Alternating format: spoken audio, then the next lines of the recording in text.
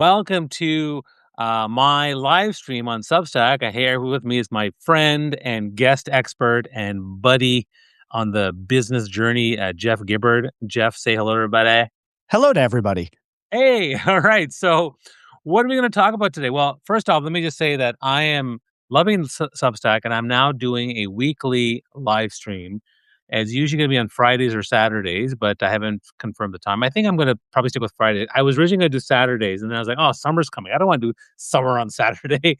Hard to So, catch people too. Sometimes people will be yeah, around, sometimes not. And yeah. hard to catch me too. I don't want to be here. So, so it's gonna be Friday afternoons.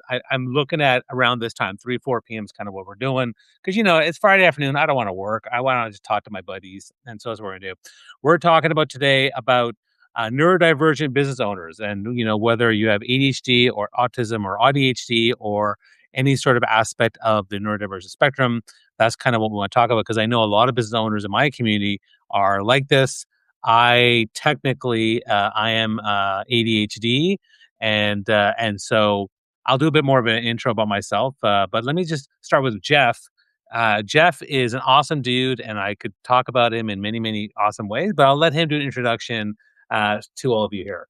Thanks, man. So I'm Jeff. I am autistic and ADHD.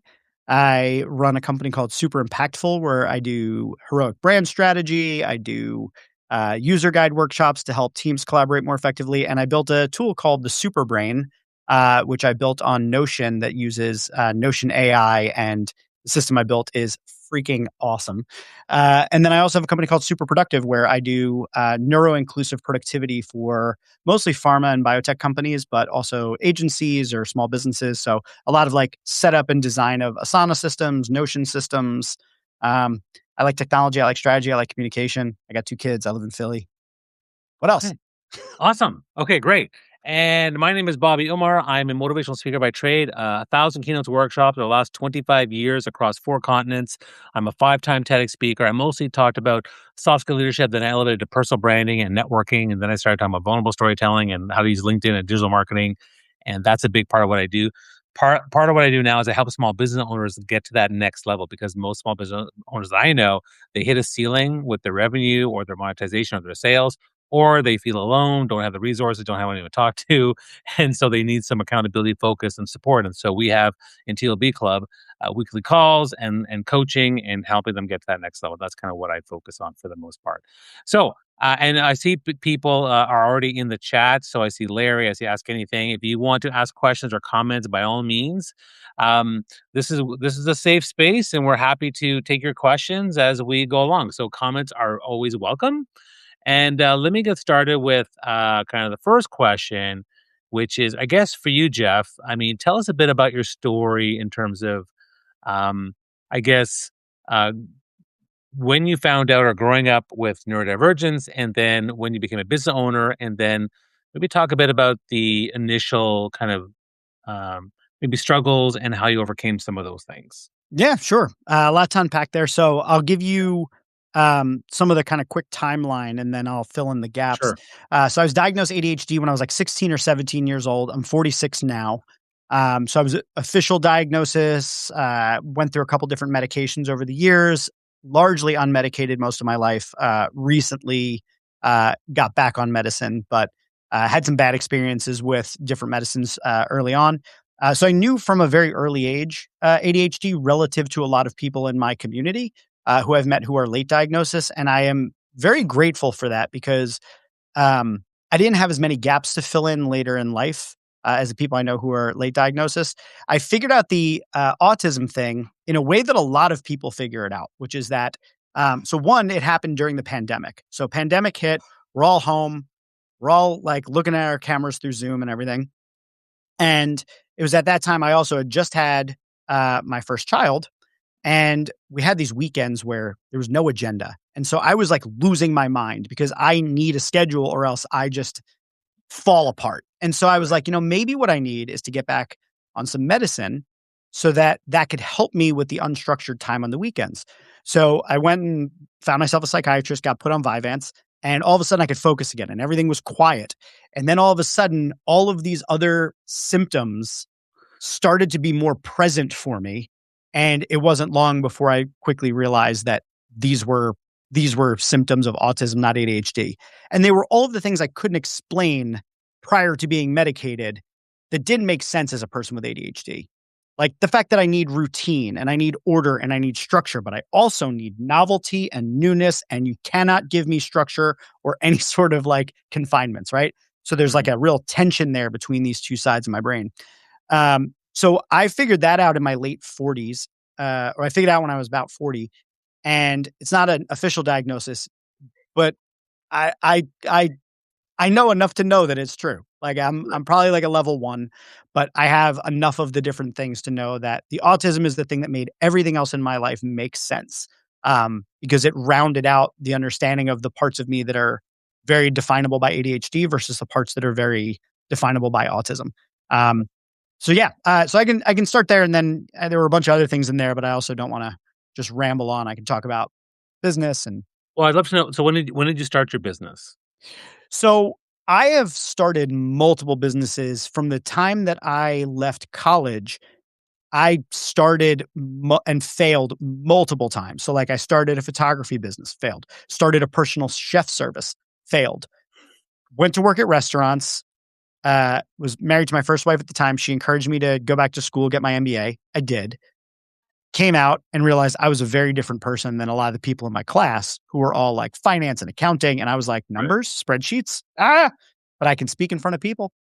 Um, and so I came out realizing that I had a role, and my role was not that stuff. I came out of my MBA around 2008 and was doing social media work. I really was fascinated by the intersection of technology and people, and I saw social media with such naive, optimistic lenses. I was like, it's going to bring us closer together. We're going to see each other across our differences. We're going to take back power from the powers that be, man. And I was just so wrong. But that's what I got into. And so I got out of school and I did what people do when you leave an MBA, which is you go get a job. Worked for a consulting company for like 2 years, left there to try and get a job where I was doing more with interactive marketing and digital at a PR firm, and I wound up getting laid off after 11 months. I hated it there. I hated the first. I hated job. I've hated every job I have ever had. Um, I I am not built to be employed. I am built to work for myself, and I don't know if that's just because I can't take authority in any sort of way, or it's just I have too many ideas that I want to explore. But I remember the first day that I worked for myself, that I consider my first day, was March 1st, 2011.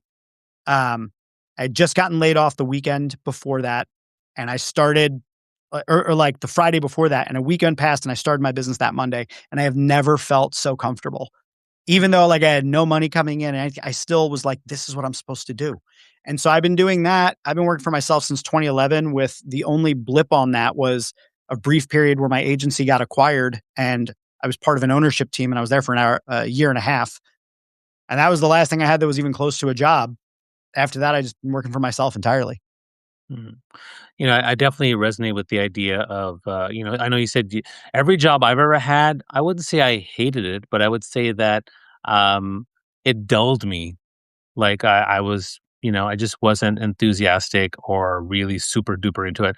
I certainly was trying to please people and, try to use all my personal abilities to try to charm people.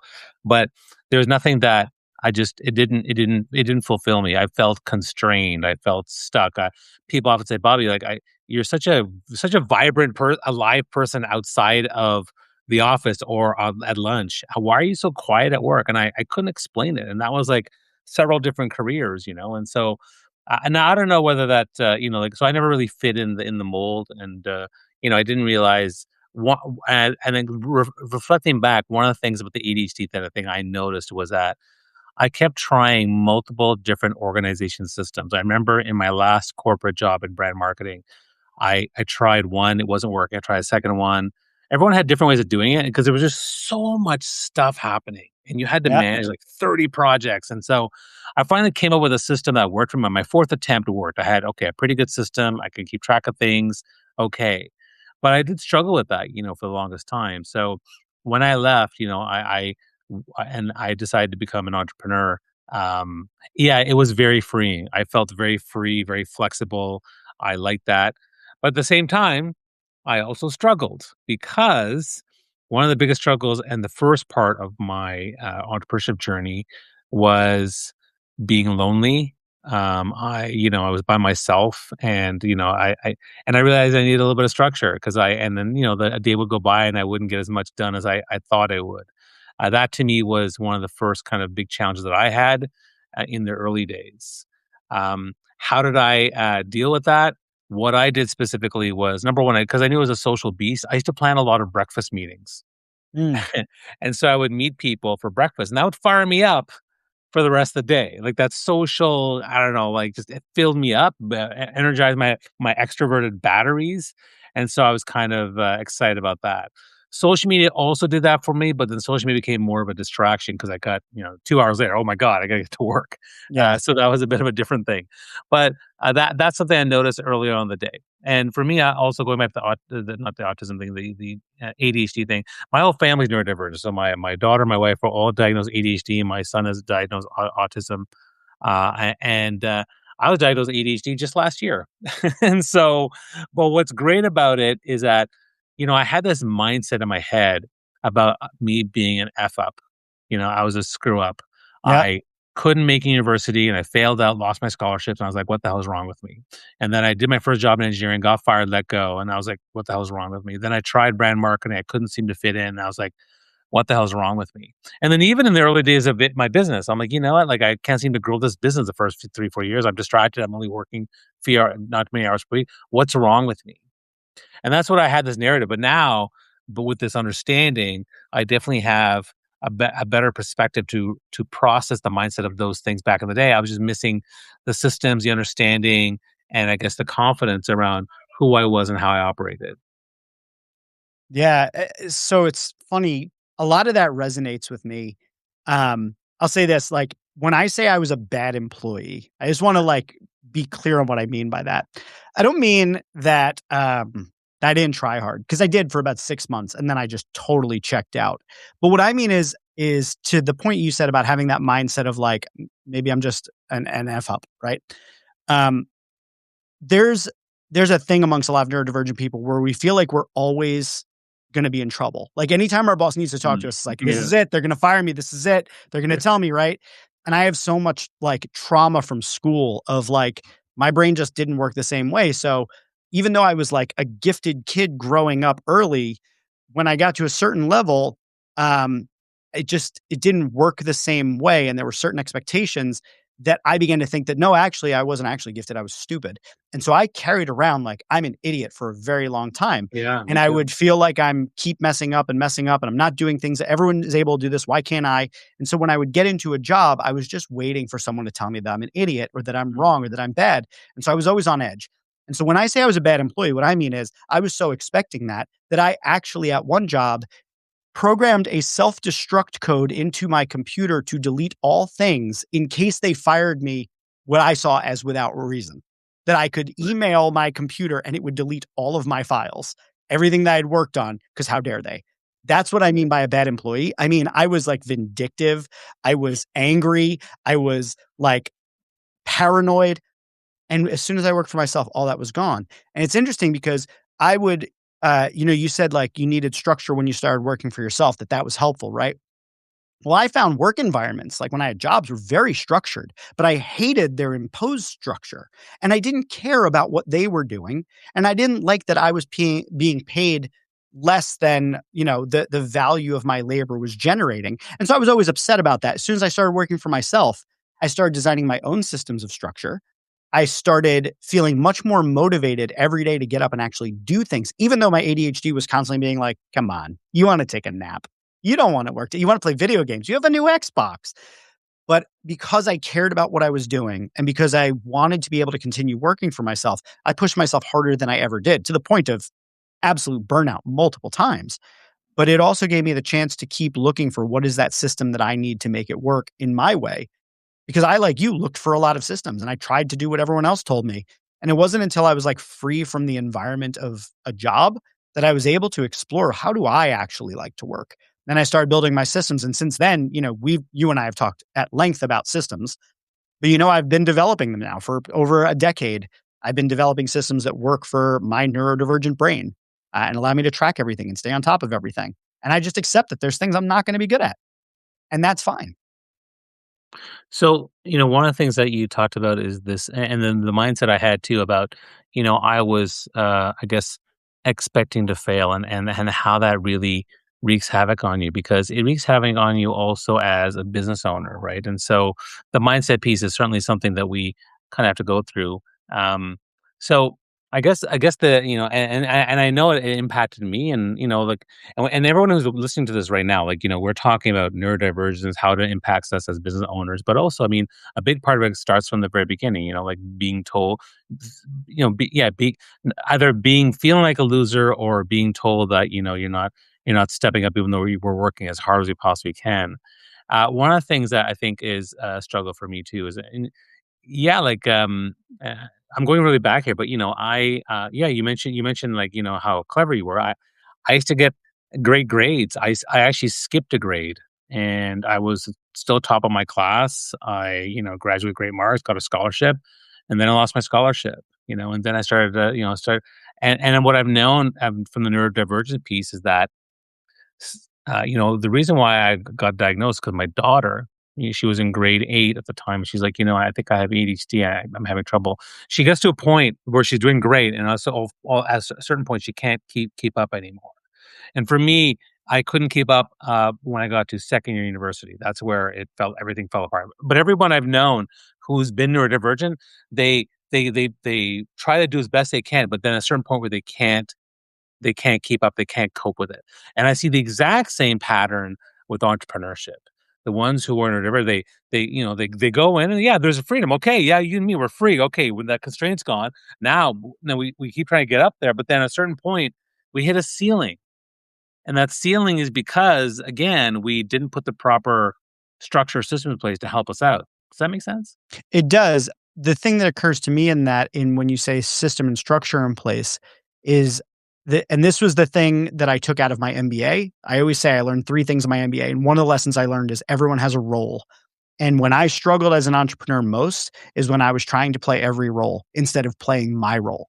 Hmm. And the most success I've had in school, the most success I've had in really any area of my life is when I've given myself the permission to be who I am and be good at what I am and to do the things that come naturally to me and to not apologize for not being good at things that I'm not good at because I'm going to be honest about it. I'm not good at that thing, right?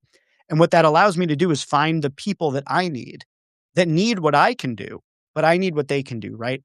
My business partner is the best thing that has ever happened to me professionally. She is the yin to my yang. She is everything I have ever needed professionally to succeed because her skill set is the perfect complement for mine. Hmm. We work in totally different ways. We have totally different brains. And it is that exact fact that allows us to really amplify each other's worlds. And when I struggled in my, earlier times of entrepreneurship is when I thought, well, I have to be good at accounting and I have to be good at, project management and I have to be good at doing all the admin stuff. And I have to be, it's like, no, dude, I'm a strategist. Like, this is what I do. I'm good at strategy. I'm good at closing sales. And I can come up with marketing and brand strategies and communication strategies. I'm good as a leader. I'm terrible as a manager. Um, you have to know who you are. And that level of self awareness, it's tough to get to that, especially if you're late diagnosis because you're still figuring out who you are. But that self awareness is not something that we're encouraged to develop, Hmm. right? Like we don't develop that in school. They don't encourage you to be self aware. They encourage you to fall in line.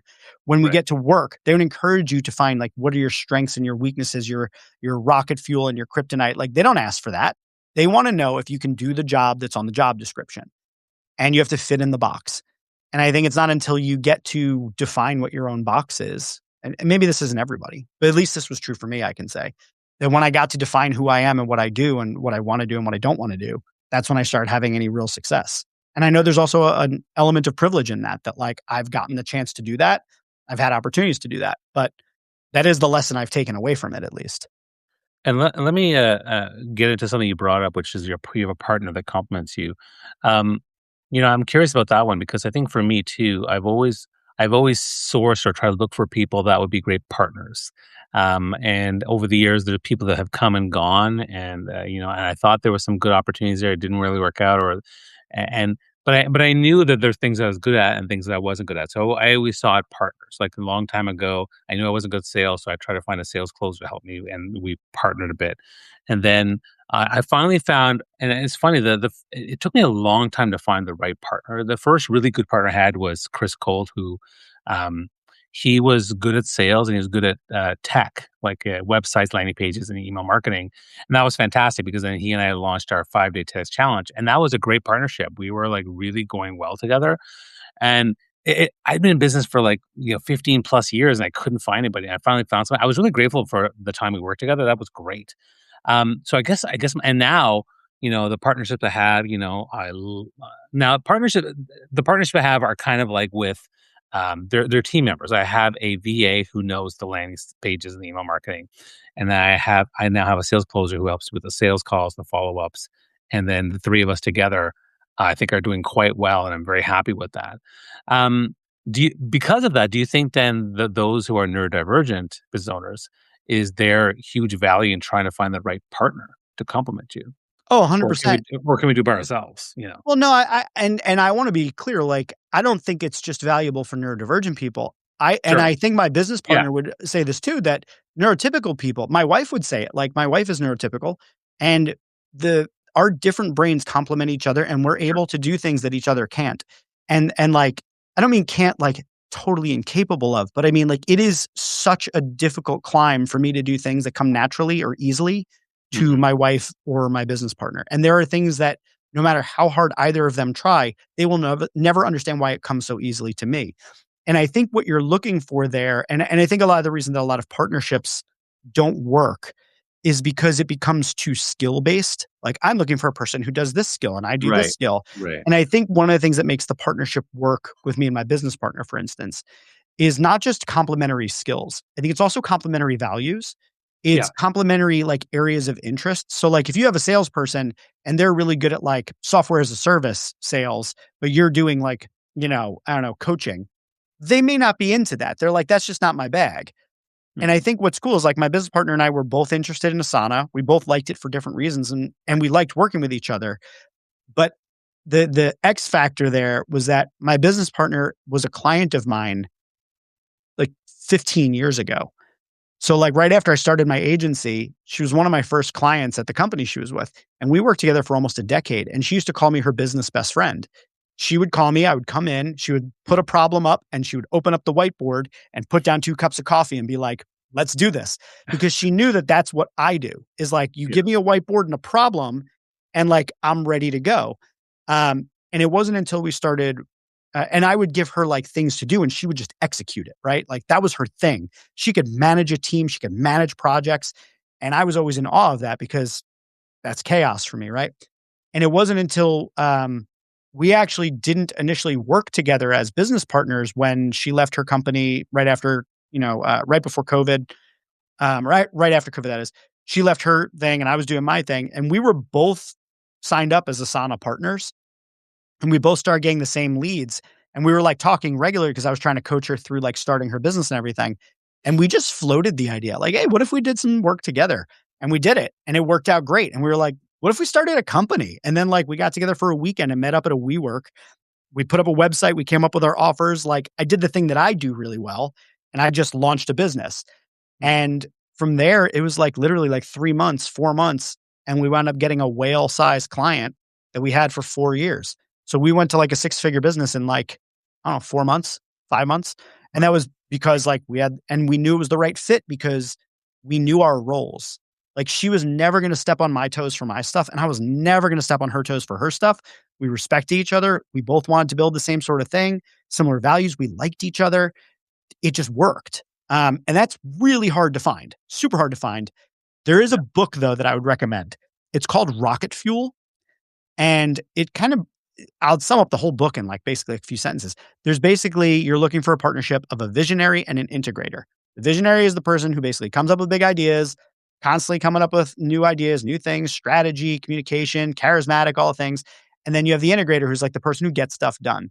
And it would sound like typically in the American business model, the visionary is the CEO and they're the last final say. But in the rocket fuel model, the integrator is actually the last say. So even though I'm often kind of out in front and leading the charge on certain things, and I'm great on sales calls and I'm designing strategy, when it comes to a decision, I 100% yield to her decision. She is the one to make all of the decisions about what we do and actually don't do, because I know I'm going to have a million ideas anyway. And if I feel strongly about something, I will, push. But I trust her enough to know that she's the right person to make the final call about what we can actually take on and do. And I think that's a really important thing, is to find that partner that you trust enough to relinquish control, especially if you're neurodivergent, like my flavor of neurodivergent, where I don't allow any authority.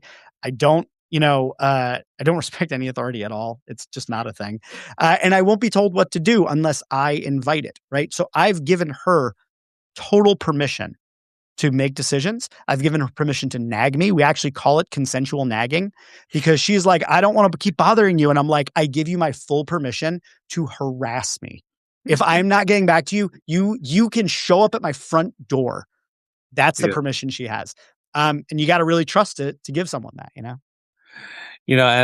Those are listening in. Like, well, first off, there's like a bunch of people listening in. So thanks, Lachelle and ER and David and everyone else coming joining the call. We want to hear from you. Do you have any struggles when it comes to being a business owner? Do you have any struggles with maybe any sort of neurodivergent issues you might have, or maybe you have clients that have neurodivergent issues? You want to talk about this? We'd love to hear your questions. Love to hear your comments. By all means, share that with us. I think that's important to learn. I want to talk about systems. So what are some systems that we use? And I'll start with the really basics that I had in the early days. The first system I typically had for myself was my inbox in Gmail, because I'm a very big I'm a delegate, delete, and delay person, which is basically email comes in, I deal with it, which is respond. I delegate it to somebody else who could deal with it, or I delete it, which basically means either it's spam or I process the information and then I delete it. And then there's delay, and the delay is the fun one, because I'm going to delay it for later on to delegate or delete it. But generally speaking, my inbox was below. I never got more than 30 in my inbox. Once I got past that, after I get stressed out, I need to do more delegating. I start dealing and delegating and deleting versus delaying.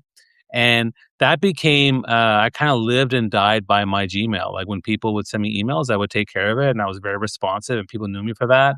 And that was kind of my first kind of, now this is a subconscious system. Eventually I named it the deal, delegate, delay, and delete system. But it was a subconscious, like, yeah, I kept saying, send me, if you don't send me an email, I'm not going to deal with it. Because even if I write down a book, I'm not going to get it done. It's got to be in the email. And so that's kind of my first kind of big system.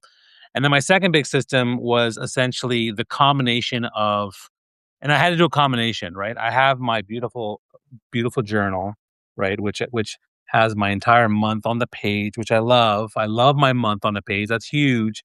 But I also have the Google Calendar, the combination of Google Calendar, because sometimes in this I forget, and then Google Calendar, sometimes you forget, but when you combine them together, yeah, I've had a journal now. In fact, I think I have like all my journals from like forever, but I've had journals forever, and the calendar journal, and then I have the calendar on Google, and that's been an incredible system, because if it's there, yes, I will know about it. I will block it off. I will get it done. I will show up, because yeah, I've been burned many times before. But those are my two initial ones that I had.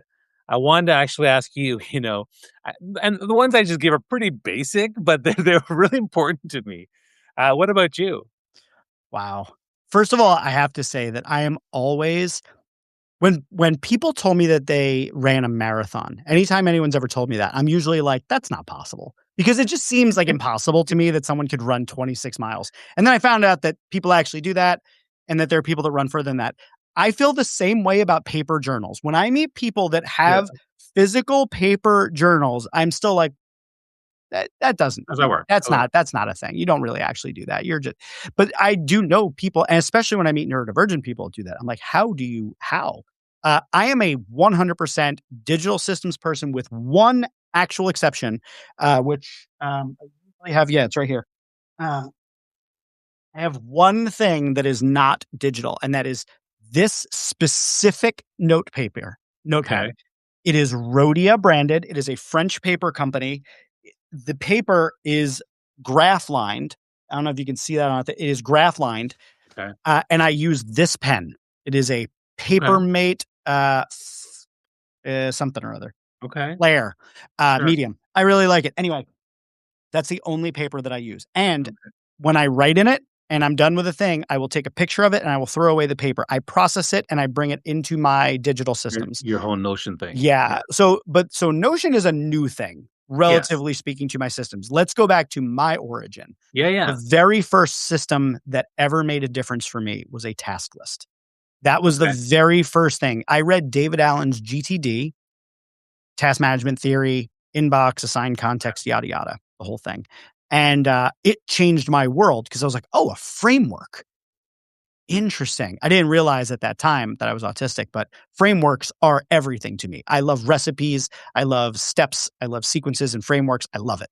And so, like, I got my first taste of like, well, there's a process I can apply here. So I got really into task lists and I tried all of them. This is actually how I got into Asana. I tried uh, re- Remember the Milk. I tried, it was right after the iPhone came out. There was like all different task lists, and I got Remember the Milk, and I was like, this is the greatest thing that's ever happened. Then I found an app called Flow, which I think is still available at getflow.com. And then I found Asana. I've been on Asana since before Asana had the logo that it has now. I had the original, the blue Wow. A with the dots. Yeah, I'm like OG Asana. Okay. So I'd been using Asana for years and years and years. The very next system that became the anchor of my whole world was definitely my calendar. It was the natural extension that came after. Is like, well, I have tasks. I have to put time on my calendar to do it. So then I'll do it. And if somebody invites me to something, I'll be there because it's on my calendar. So tasks, calendar came right after, but I was a big Evernote junkie. So Mm. I hated losing thoughts. So I've always been a writer. I've been a writer since I was like a teenager. I love writing. So I always needed a place to write down thoughts anyway. But the idea of being able to just remember everything instead Yeah. of forgetting it with this like Swiss cheese ADHD brain of mine was really appealing to me. So I started developing a note taking system in Evernote and I got really into it. And I did that for, I don't know, 8 or 9 years until I discovered Notion. And when I discovered Notion, I originally didn't like it because I only saw it on mobile and I was in Hong Kong and it wasn't great on mobile. But when I came back, I looked at it and I was 5 minutes into it, 10 minutes into it, and I just became completely obsessed with it. Moved everything over from Evernote, and the rest is kind of history from there. Mm. Um, I bounce back and forth between Todoist and Notion for tasks. Most of my stuff's in Notion now because the AI is so good, but I still just love Todoist because it's fast. It's Right. so ADHD friendly. Um, so yeah, those are my main tools. As far as email goes, I have a really awesome system in my email, but I despise email. Whereas like I love tasks and calendar and notes. Like I love it. I actually enjoy it. Yeah. Email brings me great anxiety. And for me, my number's 50. If I have 50 emails in my inbox, it's like it brings me great anxiety. Yeah. Yeah. And I don't know if you find this funny. Personally, I find this hilarious. You say that you never have more than 30 and you have this system and you're ADHD. Right. I am ADHD and autistic, and I never like to have more than 50. Now, granted, I don't have great response time. Sometimes it takes me weeks. I can be pretty bad at my response time, but I'm pretty clean in my inbox. And meanwhile, I will meet neurotypical people who are like email people, and they will open up and I will see 20,000 I know. emails. And I'm like, how do you live? Like, It's how do fascinating. you exist? How do you sleep at night? I would not be able to sleep at night if I had 20. I would just delete everything and start over. I'd be like, nope. I mean, to be fair, my wife, who's also ADHD, has like 7,000, 10,000 emails in her inbox. Her take though is that she's really big at searching for things, and Yeah. so that's what she that's her system, which is, "Hey man, whatever works for you, Yeah, if it that's fine." works. Yeah, But if it I feel the works. same way about journals, right? Like, you have a journal, it works for you. I don't Yeah, understand it, but, yeah, like, if it works for you, cool. And that's my feeling about systems in general is every system has to be flexible enough to if it's a system that's, like, assigned to a team, it has to be flexible enough to, account for different ways that people work. But if it's just your system, whatever you do is totally cool. Like, the well, goal is not to be the best at Agile. The goal is to yeah, find the and look, system that gets stuff done. and the thing is, though, is that as life became more complicated with my business and with my kids and things like that, the my email and my counter system wasn't enough. I had to create something that you said, like tasks. So what I would do is I had a list of things I had to get done, or I put them in the journal because I'd have to keep one for per each year, right? And so that's kind of what I did. And then you introduced me to Todoist. And fun fact, Jeff has actually counseled my family, my kids, on getting more organized because we're a neurodivergent family, which is great. But so coming up with something that took care of the tasks, I wasn't doing well with. And so now what I've done with my task is I have now brain dumped. I've created a what I call the AI chief of staff originally in ChatGPT, but now in Claude. And what it has, it basically I've dumped all the information that's in my head, and I give it voice notes all the time, and now it keeps that all the time, all these personal and professional stuff, and it's all there, and it has it, which is great because having it in here is really bad. You want to get it out, and so now it's there, and that's been a godsend. I've been using it for about 3 months. I absolutely love it. Anytime I forget about what I was working on, I'll say, "Hey, what did I say? What did I say? What am I working on for this client group or for this personal project for my health journey, whatever?" And then, oh yeah, yeah, yeah this great. I forgot about that. Okay, that's awesome. So I'm loving that. That's been a new thing with me with AI. I heavily invest in AI, and that's been again a really powerful tool, not just for neurodivergent, but also as business owners. I certainly believe that you talked earlier about social media. Social media was like kind of that was like the internet web 1.0, and then social media was kind of web 2.0, and then people talked about web 3.0 and all this kind of stuff. To me, like learning internet was incredibly important. And then learning social media was also incredibly important. Now, I think learning AI, like there are people who are driving fast in a car or maybe even flying a plane. I'm riding a bicycle, but I've been riding the bicycle for 2 years, right? Yeah. And there's other people who are walking, and there's other people, but the majority of people are just sitting there. And even the people that are walking have been walking for the last year, they are now hundreds of miles ahead of the person who's just been sitting there. Yeah. I definitely believe that everybody, including business owners, need to get affiliated and understand AI and how it can help you, how it can help your clients. Because to me, it's been a game. Like just as social media was a game changer for me, so is the internet. To me, AI has been a game changer. And I know they'll come with all the bad stuff. Social media, Yeah. yeah, but to me, AI has been a game changer, and I highly recommend to most people, including my clients at TLB Club, like just start using the basics of AI to organize your business and just have a talking head. And I can show you how to do it, but it's just a really, really helpful tool for me. Yeah, I mean, AI has been a game changer for me, and same, like, I could say all the bad things about AI as well. Yeah. Yeah. And I think, that's a bit of a tension for me is like, knowing how many bottles of water it's burning and the people that are in control of it and all that. But at the same time, this same thing with, like, social media is, like, I connected with amazing people through social media. Yeah. Even though Mark Zuckerberg is, like, a terrible human, um, Facebook did a lot to, create connections that I wouldn't have Yeah. otherwise had. Yeah. I still think he's a horrible person. I still think they're terrible platforms, and I think it all should burn to the ground. But I still can recognize that there are good things from it. And I feel similarly about AI that I think it's unfortunate how much bad there is around it because I found incredible use cases for it. The things that I'm doing with it are fundamentally like incredible for both business and personal. And I'm trying to build systems that help me to round out places where I'm weak or to expand when I'm able to output so I can help more people. Yeah. And I think if we were spending more of our time in helping people to use the tools for that sort of a thing, as opposed to using it so that we can reduce headcount and lay off people by the thousands from large Right. companies, Right. it would be a good thing. Um, but yeah, I've been really into playing with AIs, and it's like candy for my brain because it's a system. You can optimize the system. It's got a lot of frameworks and if then type things to it, and you can just make it better and better and better and more powerful if you know what you're doing with it.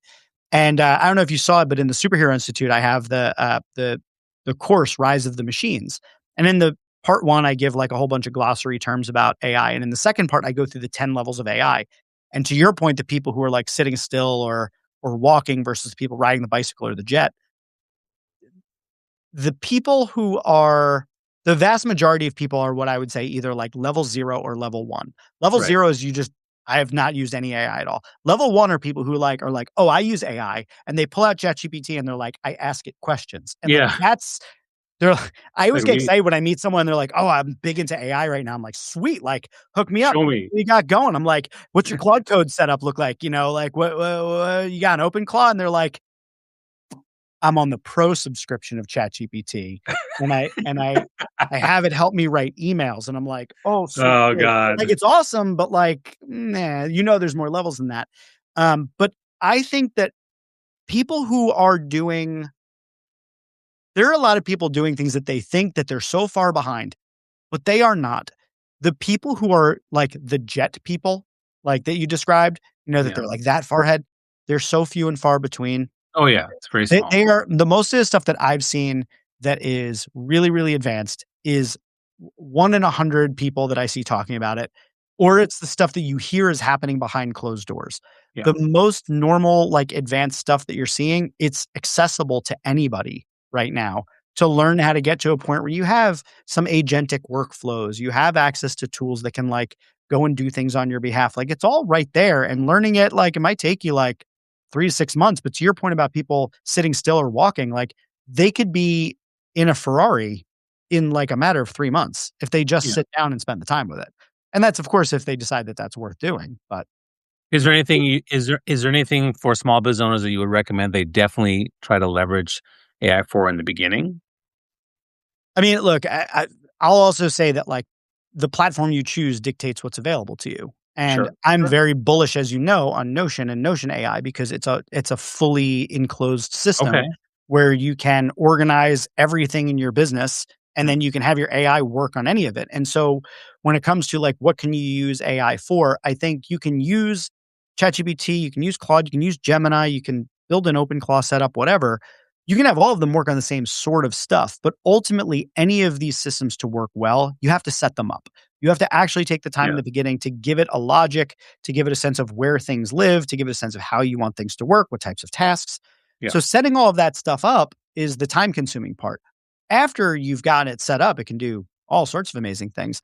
So, if I'm looking at like where do you start, I think you look at things like research and you look at things like helping to write marketing copy or like doing the first draft of different types of things. And I think having it do admin stuff is great. Like I love having my AI check. You mentioned how you have your Gmail set up. I've been a big fan of uh, using filters in Gmail for a very long time. So at one point I had like 130 filters. So like my Gmail is like it's just sorting everything, right? yeah, And I had this same system that I've been building over the past, I don't know, maybe like 8 years. And I recently deleted all of my filters and I redid all of my labels. Why? Because now I have my AI going in there and I needed a system that my AI could understand that I could also understand. yeah, And so I now have my AI going and checking specific labels inside of my Gmail to be able to tell me when certain important events happen. And it gives it to me in my morning briefing. It's like, oh, hey, that quote you sent out just got accepted. Or, hey, that biz dev contact that you've been going back and forth with, they just got back to you. Do you want me to draft a reply from your meeting notes based on the meeting notes that you had in that previous discussion? They asked a question, I can answer it. Then it drafts it and I can just go in there and tighten it up and make it more me. But that sort of stuff, it just saves a lot of time. And it's not that it's impersonal. It's extremely personal because I've set up the time to actually make it understand my relationships, to understand how I write, to understand how I deliver offers, what my brand positioning is. So it's actually living the values that I've programmed into it. So it's extremely personalized and I don't let it just automatically send. I go in and I check it, but it saves me that whole first pass. It saves me the whole first pass of, drafting an email newsletter sequence. I've already got all the content. I'm like, hey, just take all this stuff, reformat it, and then I can go back through it. So I look at it as a time saver and an output maximizer simultaneously that like exactly. I completely agree. yeah, That's the that's what double I'm using it whammy. for. I Yeah, wanna I wanna output more stuff so I can help more people, and I'm doing it on the back of leveraging the time savings that come from menial, yeah. repetitive, dumb stuff. Yeah, I always say I'm spreading my wings further and faster and farther, and I'm Yep. also saving a ton more time. So that's been a big thing for me. I'll tell you that, like for me, and I'll tell the small business owners, like, look, you have to understand kind of where you might be lacking. But for me, yeah, I agree with the research piece. I think taking and what you said, taking the time to teach it everything about yourself. So what I did was, when I switched from ChatGPT to Claude, I was like, look, we need to number one, I want the chief of staff. That's basically my main manager, my project manager, which is great. But then I want to teach it everything about my brand voice so it can speak as me and know me. And then we did an entire thing on understanding my business. And what was great, you just get on the phone, I'm driving, and or walking, and I'm talking to it. And I did this thing called asking 100 questions. And it was crazy. It took me like maybe like 3 4 hours of just talking to it. And by then it came up with a Bobby brand voice document, and I was like, "This is fantastic! Like, what a Yeah. great insight!" And then I did another like actually, I didn't finish it. I did a 3-hour session on one of my 3 businesses, so it would know what cold. I still have to do the other 2, but when it was done, it knows it so well that we started building systems to make it even better, more efficient, save me time, and so that type of investment upfront to understand it has been phenomenal. I think business owners, like, if you wanna be more organized, start with that. If you want to have a really good strategic, mechanism to soundboard off it, then basically tell it everything about your business and what you know. Most of us are business owners, small business owners in particular, are content creators. So you know what? Create your own brand voice. Upload all your stuff. Make sure it knows you. And people worry about content sounding like AI or not sounding like you. I mean, so what I did was I would test it. I said, hey, here's 2 I wrote and 2 that my AI brand voice wrote. Can you tell the difference? And I got to point in the early days, you'd fix like several paragraphs or then start fixing lines. Then you're fixing words or getting rid of a dash or whatever, right? Yep. But now, like, it's fantastic. I see no, I find slight things here and there, but like when people look at it, they can't tell what is me versus what is not me because they're both me. And I think that's something I've gotten to, and I think most people can get to that if they, again, you got to take the time. You got to, like, teach Yeah. it. Just it's the same way as teaching my VA on certain things about my brand and my brand voice. But I think those 3 things: strategic around your understanding your business, strategic around understanding your content and how you put stuff out there, and then just the tool, the chief of staff organizer of all your tasks. Those to me are really great fundamentals you can just start with. Yeah. And the so all of that resonates with me, and I advocate people doing all of that. For anyone that's listening that feels overwhelmed by that, Mm, that's like, sure. "Oh my god, that sounds like such a heavy lift. That's so Yeah. much. Where do I even start?" One thing that I would recommend that is a potential, like, tiptoe your way towards that is start with something that's extremely low stakes, and actually try to start with something that has nothing to do with your business. And I'll give you a good example, of one that I did recently. Now, I have a whole system. I have tons of different agents that do different things. But I recently created a new agent in my system called Cortado, and Cortado is my coffee assistant. I like a nice, dark, rich, roasty cup of coffee. Light roasts often get lost on me. I can do it now and again, but I like a good, deep experience of coffee. And I wanted help getting to it. I wanted to know, what are the right beans for me? What areas should I be buying it from? What grind size? I have different brewing methods at home. What temperature should my water be? Are there brewing techniques I should be thinking about? And so I built myself Cortado, and I basically told Cortado, I want you to remember my coffee preferences. I want you to remember the brewing equipment I have. Okay. And I want you to help me to lock in and get my best cup of coffee whenever I'm asking for it. So whether I'm brewing at home or I'm at a coffee shop, if I give you options, I want you to help me make the best decisions for me getting my best cup of coffee. Super low stakes, but it gives you an opportunity to just play and say, like, what can these things do? What can I have it help me with? How can I have it? And then you begin to get a sense of how structure works. Well, if I gave it a markdown document that, has all of my initial coffee preferences in it, and I let it read and write to it, maybe it could do more. And so, like, you begin to get a sense of how these things work by playing with them. And I think the lower stakes you start with it, the easier it is to get into it because you don't feel like you have to make an impact on your business right away. You can start to learn how they work, and then you start to get the ideas of, I wonder if I could have this set my schedule for the week. I wonder if I could have it go through my meeting notes and find testimonials that are latent within it, but not explicitly stated, that I could then reach back out to someone and say, hey, you said this on our call. Would you mind if I used it as a testimonial?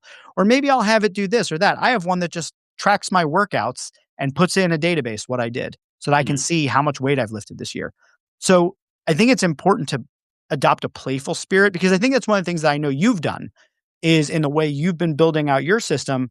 is this is kind of playtime for you a bit. Like, you're like, "Oh, I wonder how this works." And you find something else. You're like, "Oh, I wonder what this does," right? Well, and allow me to yes and what you're saying. So I think that yes, most of us who dabble in it in AI start with something simple, like I wish I could make PowerPoints better, or I wish I could do images better, and so you start dabbling in the image based type AI tools, or I wish I could organize my emails or my calendar. It's like so those things start to come up, and I think that's a great starting point because if you dabble in something that's been just gnawing at you, like one of the things that gnawed at me, and I couldn't believe what I was able to do in like literally 2, 3 hours was I used Claude Cowork and I basically reorganized my entire laptop and my OneDrive and all the files because it analyzed everything, found repeats, and I like that would have taken me months to do what I did in just a day. And I was like, Yeah. wow.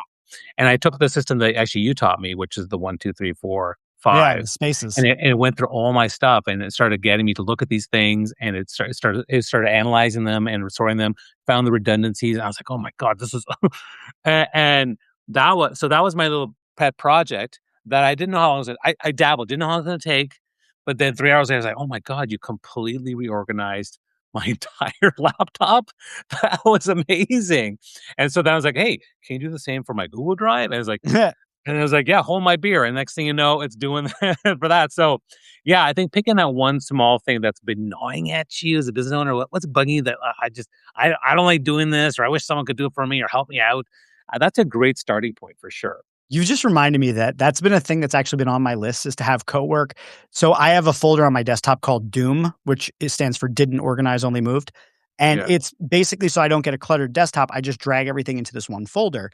And I have this program on mine's my called content to read or listen to, which I never do. So the Doom folder, I have this program on my computers for Mac called Hazel. And what Hazel does is you can set up rules of how you want things to move. So basically, when things get dropped into Doom, I have a subfolder structure in there with images and videos and this and that and the other thing, screenshots and yada yada. And based on how things are titled and what file types, it'll just move things around automatically. So very cool. Okay. But the problem is now that has just become a giant dumping ground where it gets organized into the subfolders, but then I never go through it and put it in its rightful home. So I've had on my list for a long time, open Cowork, see if it can move it into its right home. And you've just inspired me to go do that again. So thank you for that, Bobby. I'm No going to do problem. that. And look, I've been dabbling a lot more, so I'm now getting into Claude Code and VS Code, and I'm doing all this stuff with it, and it's been great. I'm teaching people how to do stuff in my TLB club, but I also understand this is for people who are just starting out. Like, I'm not trying to overwhelm people. There's basic things we can get to. If you want to learn more about what we do, come by one of my weekly coaching calls on Mondays, or I do calls all the time. So you're welcome to come. I'm doing the live streams, and you can certainly reach out to me and learn more about how to just even get started a little bit on that. We're kind of over time here, so I want to make Oh, are sure, we? Jeff. I know it's fun Classic chatting with you, ADHD. man. Like, so, Top. Jeff, tell us a bit more about how people can follow you, support you, and things like that. Sure. I've been a big fan of just having one place to send people to, as I used to have hundreds of places for all my Yeah, different things. yeah. And now I just have jgibbard.com, links to everything I do. So if you're interested in anything that I do, you'll find it all there. My content, my companies, my speaking, everything I do, it's all right there. You can learn more about me and everything I do everywhere is all that's the portal to everything, Okay. social media and everything. Awesome. And because this is Substack, I'm going to tell everybody follow me on Substack. Go to my paid subscription, see what you get access to for the tier 2. Tier 3 is basically full TLB club access, where you get access to me, the other in-house experts, all our calls, all our master classes, things like that. You get a great deal for that. But if you want coaching, you want to monetize better by 20 to 50% this year, or you want to actually work on your sales or get more focused accountability, and start to transform your ability and not build business and not hit that ceiling in the next 12 months, then I encourage you to check out TLB Club, which is tier 3 of my Substack. But there's the free, there's a tier 2, and then there's a tier 3. So I encourage you to just follow me on Substack and look at what I'm up to. And what's going to happen is once this live stream is over, we're going to have all this great content that we'll share, and I'll send you copies too, Jeff. And Nice. thanks for coming by today, and thanks for everybody who showed up today. I'll be doing a live stream every week now, and I like 4 o'clock. I think I want to commit to this. I like Uh, it. It's a good so time. Yeah, it is. So I think I'm gonna. I'm committing. This is only my second one I've done. I'm committing to 4 o'clock on Fridays every week. And if anybody wants to be with me on a Substack, and you want to, I'll share with my followers, subscribers. You share with your followers. It's a kind of a joint effort. We share and build. And to me, anything to do with small business, anything it could be content, it could be sales, it could be AI, it could be mindset, whatever you're working on, struggling with. Like this, is what we want to talk about. And you get to meet people, great people like Jeff Gibbard, and yeah, very excited about that. So, Jeff, thank you so much. When this call ends, it's going to shut off completely, so I won't be able to say bye to you. So I'm going to say Okay. bye to you now. Have a great weekend. Everyone else, have a great weekend. And I'll share. You should be able to get access to the video. If not, then just let me know. But Okay. otherwise, Cool. thanks everybody. Have a great weekend.